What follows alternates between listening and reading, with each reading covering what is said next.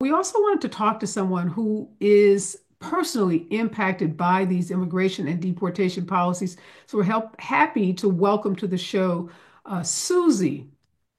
Susie is a young woman and a U.S. citizen whose parents are undocumented immigrants.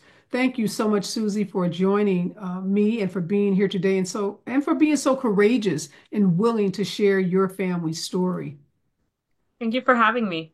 So I know, Susie, that you've been living like so many immigrant families with a lot of anxiety and fear lately. Can you tell us about your parents and their journey to the U.S.? Yes, absolutely. Yes, I live in a mixed status household. So there's I am the eldest of three. Both of my parents are undocumented. And myself and my siblings are US citizens.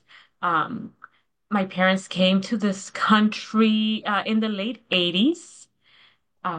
They did, they came after a time where there were pardons that were provided to people that migrated to this country. So unfortunately, they were not able to be beneficiaries of any pardons or any legal pathway to citizenship. But they have been in the country for about 35 years. Both of my parents did cross the desert when they migrated to this country. They've shared their stories. My father shared his harrowing story of just crossing and being out in the desert for a few days, right? In below zero conditions.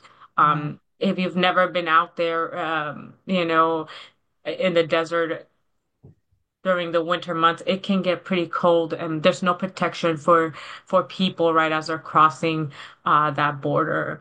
My mother did the same thing. She had to cross a desert, right? Find their way here, coming to a new country. They were unsure if there was someone that would be able to speak their language, right? Both of them, they had no former schooling, so both of them very minimal education, barely able to read and write their name, and yet they were able to establish their roots here, and they've made this their home for the past 35 years. Wow. Your mom, Susie, was actually pregnant when she was making this harrowing journey. Is that correct? Yes, she was actually 7 months pregnant with me, when she crossed that border, right? So that bravery, it took her to leave her country behind, not knowing whether she was ever going to be able to see her parents again. And unfortunately, she wasn't. She was never able to see her parents alive, and neither was my father, right? They received the news that their parents both passed, and they've had to live with that grief.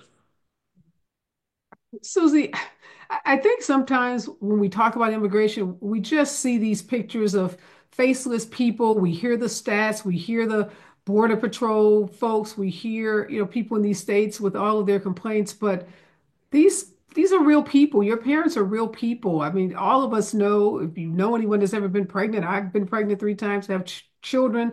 I can't even imagine being 7 months pregnant and being, as you said, out in a desert in the cold and leaving behind your family and never seeing your parents again. When you hear those stories from your mom and your dad, what do you, how does, they have to be your heroes. I mean, you have to just admire them beyond just the love you have for your parents, but their resilience is just remarkable. Absolutely. I mean, when I think of their journey to this country, I can't even imagine being in their position. I and I'll share this as I'm a 35-year-old woman now, right? And even up to this date, there's this, it's a recurring nightmare of my mother being taken from me. I cannot imagine what she went through, knowing that, hey, I may never come back to this country and see my family. She comes from a family of 12. My father comes from a family of 18, right? Some of his siblings have passed. He's never been able to say hello. Right up until recently, we've had the development of iPhones. Thankfully, we can see them via FaceTime, but never touch their hand and never able to share a meal together. Like, that's the truly heartbreaking part of this. These are people, these are humans, right? And we have to see the humanity in that as well.